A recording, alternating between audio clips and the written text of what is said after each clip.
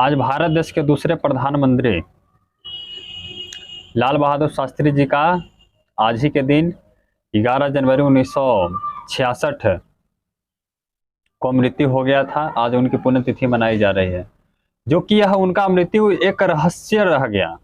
अभी तक उनका कोई पता नहीं चला कि आखिर उनकी मृत्यु कैसे हुई, जो कि वह 9 जून 1964 से लेकर 11 जनवरी 1966 को अपनी मृत्यु तक लगभग 18 महीने तक वह प्रधानमंत्री रहे थे, जो कि इनका मृत्यु अभी तक रहस्यमय रहा। इनका मृत्यु का कोई पता नहीं है कि आखिर कैसे हुआ, किस प्रकार हुआ मृत्यु, क्या किस प्रकार मृत्यु हुआ, अभी तक इनका रहस्य रह गया। आज तक इनका पता नहीं चला कि आखिर मृत्यु किस प्रकार हुआ।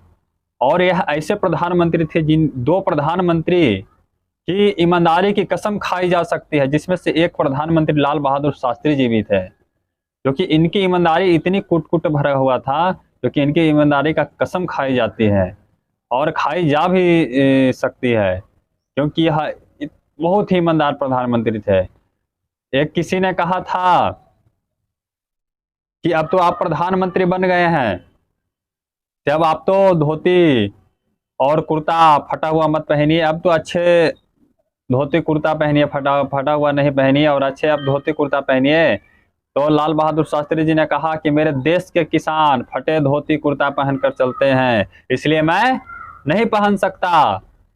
और उन्होंने नहीं पहना कि जब तक मेरे देश के किसान को मैं अच्छे से ठीक नहीं कर दूंगा और किसान को वह सुख सुविधा नहीं दे दूंगा, तब तक मैं यही फटा धोती पहनूंगा और आगे भी पहनता रहूंगा, क्योंकि वह ईमानदार थे प्रधानमंत्री।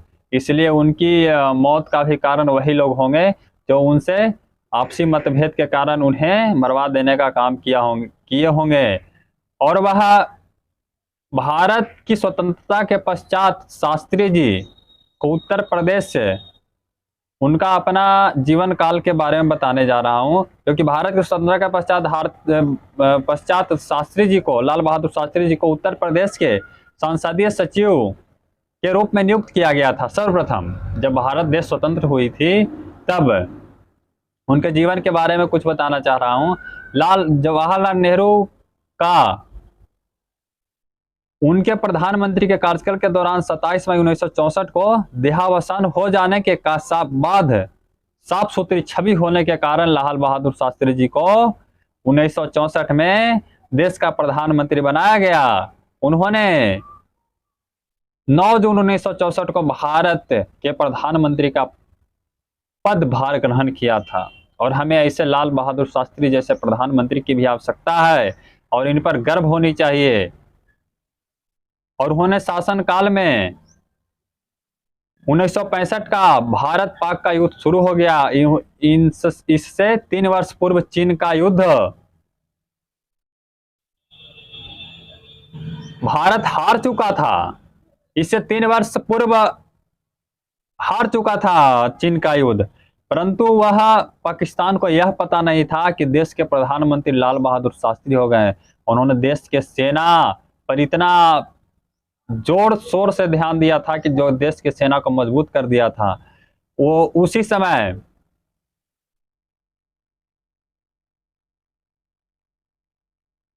जब प्रधानमंत्री बने थे, जब देश की सेना उतना मजबूत नहीं थी, तभी वह प्रधानमंत्री बने और देश की सेना को मजबूत किया।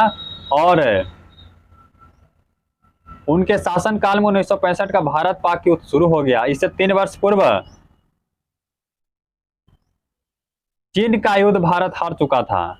इसी रूप में युद्ध में नेहरू के मुकाबले राष्ट्र को उत्तम नेतृत्व प्रदान किए लाल बहादुर शास्त्री ने, और पाकिस्तान को करारी शिकस्त दी। इसकी कल्पना पाकिस्तान ने कभी अपने सपनों में भी नहीं सोचा होगा। ऐसी करारा जवाब दिया था। इसकी कल्पना पाकिस्तान अपने सपनों में भी नहीं सोचा था। इसकी कल्पना पाकिस्तान के प्रधानमंत्री अयूब खान के साथ युद्ध समाप्त करने के समझौते पर हस्ताक्षर करने के बाद 11 जनवरी 1966 की रात में ही रहस्यमय परिस्थितियों में उनकी मृत्यु हो गई। आज तक उनका पता नहीं चला। उनकी सादगी, देशभक्ति और ईमानदारी के लिए मरणोपरांत भारत रत्न से सम्मानित किया गया, और उनकी ईमानदारी के लिए हमारा देश हमेशा उनके आगे सर झुकाता रहेगा कि उनकी ईमानदारी एक देश के लिए सर्वोपरि थी, जिन्होंने अपना सारा जीवन सादगी से बिताया और उससे गरीबों की सेवा में लगाया था। हमारे देश के दूसरे प्रधानमंत्री लाल बहादुर शास्त्री जी ने भारतीय स्वाधीनता संग्राम के सभी महत्वपूर्ण कार्यक्रमों व आंदोलन में उनकी सक्रिय भागीदारी रही और उसके परिणाम स्वरूप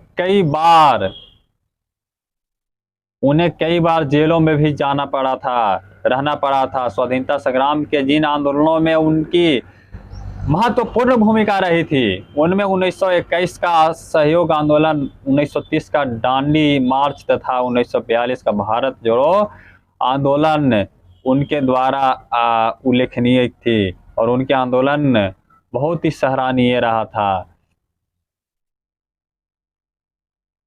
वहीं उनके क्रियाकलाप सैद्धांतिक न पूर्ण होता व्यवहारिक और जनता की आवश्यकताओं के अनुरूप थे।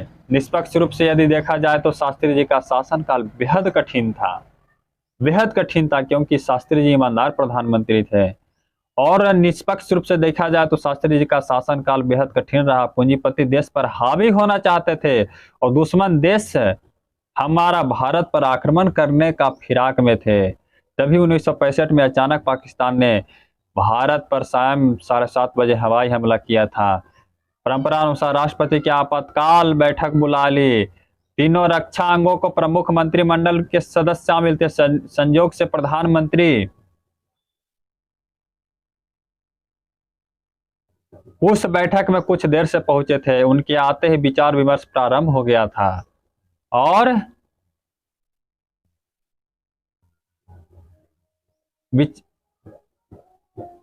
तीनों प्रमुखों ने उनसे सारी वस्तु स्थिति समझाते हुए कहा, सर क्या हुक्म है। शास्त्री जी ने एक वाक्य में तत्काल उत्तर दिया, आप देश की रक्षा कीजिए और मुझे बताइए कि हमें क्या करना है। शास्त्री जी ने इस युद्ध में नेहरू के मुकाबले राष्ट्र को उत्तम नेतृत्व प्रदान किया।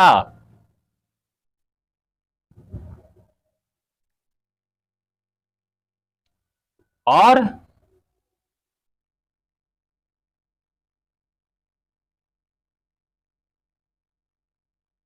नेतृत्व प्रदान किया और जय जवान जय किसाना का नारा दिया और इससे भारत की जनता का मनोबल बढ़ाया और सारा देश एकजुट हो गया।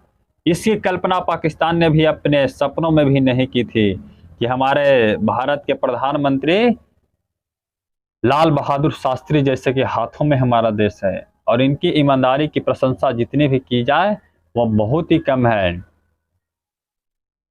परंतु शास्त्री जी की मृत्यु अभी तक रहस्यनीय एवं गोपनीय रखा गया। पता नहीं किस कारण से उनकी मृत्यु हो गई थी। शास्त्री जी की मृत्यु हार्ट अटैक से नहीं बल्कि जहर देने से हुई थी। पहली इंक्वायरी राज नारायण ने करवाई थी जो बिना किसी नतीजे के समाप्त हो गई। ऐसा बताया गया कि मजे की यह बात कि इंडियन पार्लियामेंट्री लाइब्रेरी में आज तक उनका रिकॉर्ड ही मौजूद नहीं है। यह भी आरोप लगाया कि शास्त्री जी का पोस्टमार्टम भी नहीं हुआ था और उनकी शव को दाह संस्कार कर दिया गया था। 2009 में जब यह सवाल उठाया गया तो भारत सरकार की ओर से यह जवाब दिया गया कि शास्त्री जी के प्राइवेट डॉक्टर RN चुघ और रूस के कुछ डॉक्टरों ने मिलकर उनकी मौत की जांच तो की, परंतु सरकार के पास उसका रिकॉर्ड कोई नहीं है।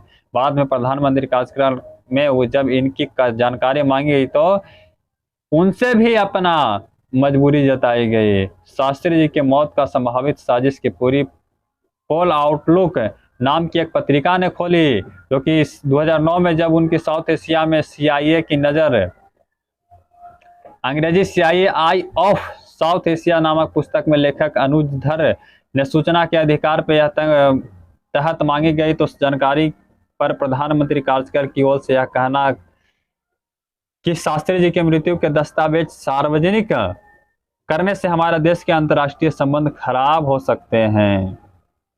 इस रहस्य पर पर्दा उठते ही देश के उथल पुथल मचने के अलावा संसदीय विशेषाधिकारियों को ठेस पहुंच सकती है। यह तमाम कारण से उनके इस सवाल का जवाब नहीं दिया जा सकता है। और आज तक उनकी रहस्यमय मृत्यु का कोई अता पता नहीं रहा। और हमारे देश के लाल बहादुर शास्त्री जैसे प्रधानमंत्री की अभी अति आवश्यक है, क्योंकि लाल बहादुर शास्त्री बहुत ही ईमानदार थे और उनकी आज पुण्यतिथि 11 जनवरी है।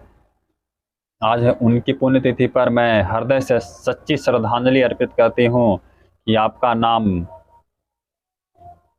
आने वाला समय जब तक रहेगी तब तक आपकी याद करते रहेगी, और ईमानदारी की आपकी हर समय लोग कसम खाते रहेंगे, क्योंकि आपकी ईमानदारी असहज था, जो कि आपकी ईमानदारी का जितना भी व्याख्या किया जाए वह बहुत ही कम था। इसी के साथ मेरा प्रयास कैसा रहा आप सभी लाइक, कमेंट और सब्सक्राइब जरूर करके बताएं मेरा प्रयास कैसा रहा, ताकि अगले बार भी किसी के जीवन के परिचय के बारे में आपके पास व्याख्या रख सकूं। जय हिंद, जय भारत, भारत माता की जय।